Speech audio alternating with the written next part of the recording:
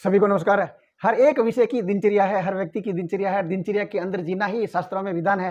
दिनचर्या के अनुरूप जीवन में सारे जितने भी जो कार्य होते हैं, जो अति आवश्यक कार्य है, दैनिक निवृत्ति के कार्य है, वो सबसे महत्वपूर्ण रोल है। उस दैनिक दिनचर्या में जो स्नान है, ये भी एक नित्य क्रम के रूप में इसको और इसकी इतनी स्नान की जबरदस्त महिमा कर रखी है, इसकी प्रशंसा कर रखी है कि ये अति आवश्यक कार्य क्यों। इसके लिए इसको याद रखने के लिए कहावतें तक प्रचलित है, लोकोक्तियां तक प्रचलित है। दूधो नहाओ पूतो फलो, पसीने से नहाना हाथी के स्नान के समान है। मानो गंगा नहा लिया हो, भीगे कान हुआ स्नान। ऐसी दुनिया भर की कहावतें, लोकोक्तियां अपनी अपनी भाषा में प्रचलित है। इसलिए इस स्नान का मातम्य आप समझ सकते हो कितना जबरदस्त जरूरी है, महत्वपूर्ण है, अति आवश्यक है स्नान शरीर के लिए।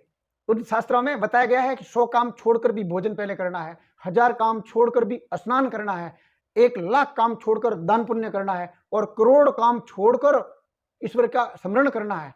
अर्थात जो आपका टाइम टेबल बना हुआ है, दिनचर्या बनी हुई है, वो जो समय आ जाता है उसमें आपको करना ही है। अर्थात जो स्नान का समय है, 1000 काम छोड़ने के बाद में भी आपको स्नान करना ही करना है। इतनी अनिवार्यता है स्नान की। इसका मतलब स्नान का बहुत बड़ा माध्यम है शरीर के लिए, बहुत बड़ा शरीर की शोधन का बहुत बड़ा कारण है कि उसके स्वस्थ रखने का, उस शरीर को सारे एक एक अंग को स्वस्थ रखने का। ऐसे ही नित्य नई बेहतरीन जानकारी के लिए सारे नव आगंतुकों से मैं करबद्ध निवेदन करता हूं कि आप भी हमारे फैमिलियर बन जाइए। इस यूट्यूब चैनल को सब्सक्राइब कर लीजिए, बेल आइकन को प्रेस कर दीजिए। स्नान क्यों जरूरी है, स्नान से क्या फायदे हैं, स्नान कब करना चाहिए, कितनी बार करना चाहिए, कौन से पानी से करना चाहिए, गर्म पानी से या ठंडे पानी से, कब कैसे करना चाहिए, ये सारी जानकारी मैं अभी आपको दे रहा हूं। शरीर की ऊर्जा के लिए सबसे ज्यादा अगर किसी का रोल है तो वो है नींद का। नींद अगर अपन तृप्ति से लेते हैं, नींद जब लेकर उठते हैं तो अपने आप को जबरदस्त चुस्त समझते हैं, फुर्तीला समझते हैं, ऊर्जावान समझते हैं और एकदम अपने को ये लगता है कि 1% भी थकावट शरीर में नहीं है। उससे अपने को मालूम पड़ता है कि सारी की सारी ताकत है वो नींद से आती है। हकीकत में जब अपन सोते हैं उस दौरान अपने शरीर के अंदर जो विषैले कीटाणु है, डिटॉक्स करके नींद इन सबको बाहर निकाल देती है। जितने भी जो शरीर के छिद्र है, 9 तो बड़े और बाकी जितने रोम छिद्र है असंख्य, उन छिद्रों से इन विषैले सारे विषाणु डिटॉक्स होकर बाहर निकल जाते हैं। उनको उनका पूरा पूरा शरीर से दूर करने के लिए स्नान के जरिए उस समय अपन उसको और शरीर से दूर करने का काम करते हैं, उसको स्नान कहते हैं। आप जानते हो स्नान करते ही अपने को एकदम जबरदस्त स्फूर्ति आ जाती है। इसका मतलब ये आलस्य त्याग खत्म हो जाता है। ये आलस्य को त्यागने में बहुत बड़ा सहायक बनकर काम करता है स्नान। स्नान की और आप देखिए, ये अगर करने से शरीर आप और हमारे जो हड्डियां हैं वो मजबूत रहती है, पाचन तंत्र मजबूत रहता है, शरीर का एक एक अंग, आंखें हैं वो बेहतरीन तौर पे काम करने लग जाती है, कान बेहतरीन तौर पे सुनने लग जाते हैं, नाक की साफ सफाई होने से नाक बेहतरीन तौर पे श्वसन क्रिया के लिए काम करने लग जाता है। वो सारे शोधन के बिना, शुद्धिकरण के बिना होगा नहीं। इसलिए स्नान बहुत जरूरी है। 4-5 दिन आप स्नान मत करो। जब कभी भूलवश आप बीमार हुए तो स्नान नहीं किया तो आपको मालूम है भूख लगती नहीं। क्यों नहीं लगती? उसके पीछे एक कारण यह भी है कि स्नान नहीं करते हैं। इसीलिए तो रोगी अगर कोई बन जाता है तो उसको भी गर्म पानी करके स्नान कराया जाता है ताकि उसको भूख लगे और उसके अंदर जो व्याधि है, उसके वापस व्याधि के कारण जो कमजोरी आई है, कमजोरी दूर हो तो भोजन करेगा जब दूर होगी। इसलिए उस दौरान उसको गर्म पानी से भी स्नान कराया जाता है, जो आपको जानकारी में है। अगर स्नान नहीं करेंगे तो स्वाभाविक तौर पे आप मान के चलना कि जो बाल है वो जड़ने लग जाएंगे, क्योंकि उनकी जड़ों में जो वो विषाणु जो बाहर निकले नींद के दौरान, वो अगर दूर नहीं जाएंगे तो आपकी वो बालों की जड़ें कमजोर कर देगा, आपके नस नाड़ियों को कमजोर कर देगा। साथ में आपको जितने भी शरीर के और रोम छिद्र है, उनके जो मर्त सेल है, वो सारी मर्त सेल है वो नुकसान पहुंचाने लग जाएगी अगर स्नान नहीं करोगे तो। स्नान नहीं करते ही कार्य क्षमता कम हो जाती है, आपको मालूम है, और दिमाग काम करना कम शुरू हो जाता है, ये आपको मालूम है। अर्थात शरीर के लिए स्नान करना, इसलिए शास्त्रों में हवाला कि 1000 काम छोड़कर भी स्नान जरूरी है। इसलिए इसकी महत्ता इतनी जबरदस्त दे रखी है।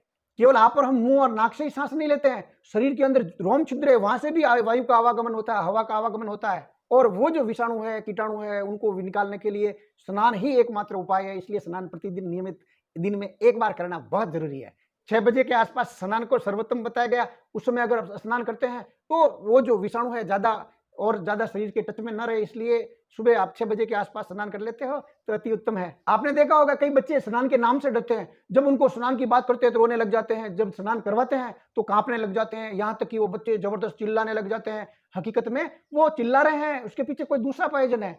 कई बार आपने समाचारों में यह भी सुना कि कोई बुजुर्ग आदमी स्नान करता है तो स्नान करते करते दौरान उसको लकवा हो गया कि स्नान करने के दौरान उनकी मस्तिष्क की जो नस है वो फट गई, अर्थात ब्रेन हेमरेज हो गया, यहां तक हो जाता है।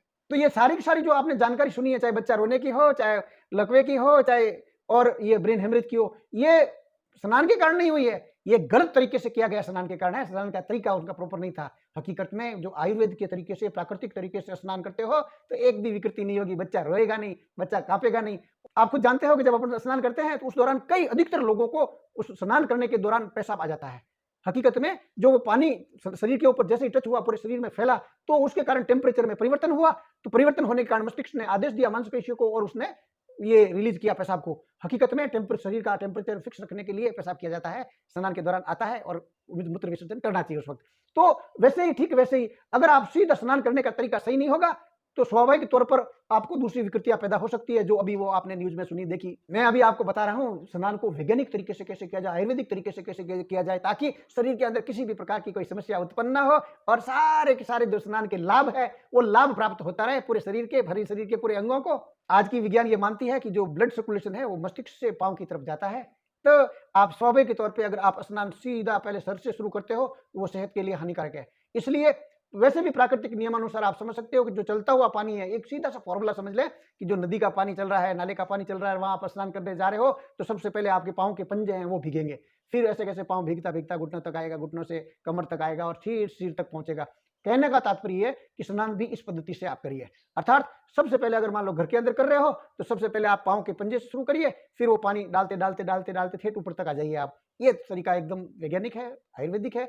इस तरीके से स्नान करने से कोई दिक्कत नहीं होती है। अब रही बात पानी की, पानी गर्म लेना है ठंडा लेना है, हकीकत में प्राकृतिक नियम अनुसार तो पानी जो टेम्परेचर है उसके अनुरूप लेना चाहिए। गर्म पानी तो लेना ही नहीं है। वाघभट्ट जी ने अपनी वाघभट्ट संहिता के सूत्र में स्पष्ट बता रखा है कि अगर आप गर्म पानी सर पे ऊपर डालते हो या आंखों पे डालते हो तो आप 123 प्रकार के रोगों को नजदीक बुला रहे हो, अपने शरीर के अंदर प्रविष्ट करवा रहे हो, रोगों को न्योता दे रहे हो। अर्थात गर्म पानी तो भूल से भी सर पे और सिर पे और आंखों पे लगना ही नहीं चाहिए। और अगर मान लो आप पुरानी आदत पड़ी हुई है गर्म पानी के बिना आप स्नान करे बिना रह नहीं सकते, तो आप थोड़ा उसमें कम करते करते करते करते करते वापस शून्य पे आ जाइए और ठंडे पानी से स्नान करिए, चाहे सर्दी हो चाहे गर्मी हो। अब मान लो आपको सर्दी के अंदर कभी किया नहीं स्नान, इतने बड़े हो गए, बुढ़े होने आए हो, उस दौरान आप क्या करिए कि थोड़ा सा हल्का सा पानी गुनगुना रख दीजिए, फिर वो भी धीरे धीरे कम करते करते जितने गर्म पानी से आप करोगे आपकी सारी सारी शरीर की समस्याएं उत्पन्न होगी, बीमारियां उत्पन्न होगी। आप मान के चलना, दिख नहीं रही है लेकिन ये होगी। इसलिए अगर आपको बीमारियों से बचना है तो आप ठंडे पानी से स्नान करने पे आ जाइए। और स्टार्टिंग में मान लो 5, 7, 10 लीटर पानी के अंदर 2 लीटर गर्म पानी डाल दिया हल्का सा और उसको गुनगुना सा बना दिया थोड़ा सा, फिर धीरे धीरे वो भी कम कर दो, फिर एकदम आप ठंडे पानी पे आ जाओ और उस पानी से स्नान करना लग जाओ। फिर आप देखिए 5-7 दिन तक आपकी आदत होने के बाद में जब ठंडे पानी से स्नान करोगे तो जबरदस्त ताजगी महसूस होगी आपको। ये आदत डालोगे, ये गलत हैबिट का परिणाम है। सर्दी नहीं लगेगी, कई कहते हैं जुकाम लग जाएगा, ठंडे पानी से बीमार पड़ जाएंगे, बिल्कुल ये अवधारणा है। हकीकत में पेट की अगर आप में पाचन सही नहीं है, आपका कोटा सही नहीं है, अगर आपको कब्जी रह रही है, आपका मल त्याग नहीं हो रहा है, उस दौरान आपको जुकाम हो सकता है, बीमार हो सकते हो।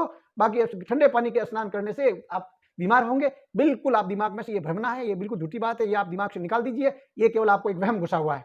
और भी आपको बेहतरीन तरीके से स्नान के फायदे उठाने हैं, शरीर के लिए बेहतर लाभ देना है, तो आप कभी कभार आप नीम के जो वो पत्तियां हैं उसकी पत्तियां ले आइए और 2 लीटर 1 लीटर पानी में बेहतरीन उबाल के, और उसका जब पूरा कस आ जाता है, उसकी पूरी गुणवत्ता पानी में आ जाती है, उस एक आध लीटर पानी में वो पानी आप गर्म पानी जो दूसरा ठंडा पानी है उसमें इस गर्म पानी को आप मिला दो और वापस वो भी ठंडा हो जाएगा।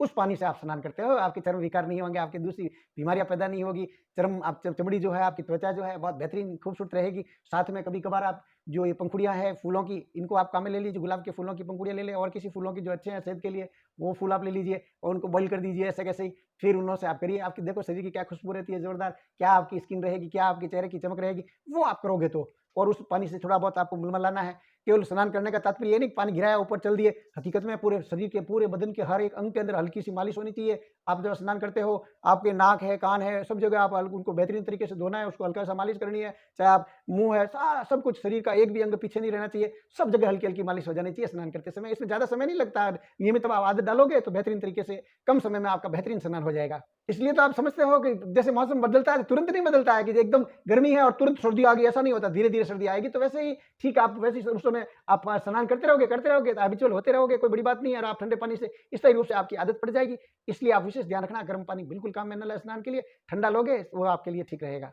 सिर पे और आंखों को गर्म पानी से इसलिए बचाना जरूरी है क्योंकि सिर के ऊपर और आंखों में कफ का बहुत बड़ा स्थान होता है, दुनिया भर का कफ की वहां इकट्ठा रहता है। तो अब वो कफ जो है पानी, गर्म पानी और इसकी तो आपस में जबरदस्त दुश्मनी है। इसलिए जैसे ही आप गर्म पानी से स्नान करते हो, सर के ऊपर पानी डालते हो, तो कफ की मात्रा और बढ़ जाएगी जो शरीर के लिए बहुत ज्यादा घातक है, बहुत ज्यादा नुकसानदेह है। ठीक वैसे ही आंखों में भी यही हालत, अगर आप गर्म पानी से आप आंखें धोते हो तो आपकी आंखें धीरे धीरे कमजोर हो जाएगी। इसलिए आज दिनों दिन जितने भी ज्यादा व्यक्तियों के मेरी तरह दर्जे के चश्मे चढ़े हुए हैं क्योंकि औसत नजर कमजोर हुई, उसका कारण है कि बचपन में ध्यान नहीं दिया और अगर सर्दी के मौसम में गर्म पानी से आंखें धोई, इसलिए आंखों के सबसे ज्यादा अगर दिखने में कमी आई है तो उसका एक कारण ये है स्नान करने का, गर्म पानी के जो गलत तरीका था उसका उपयोग करने के कारण ये आंखों की नजरें कमजोर हुई है।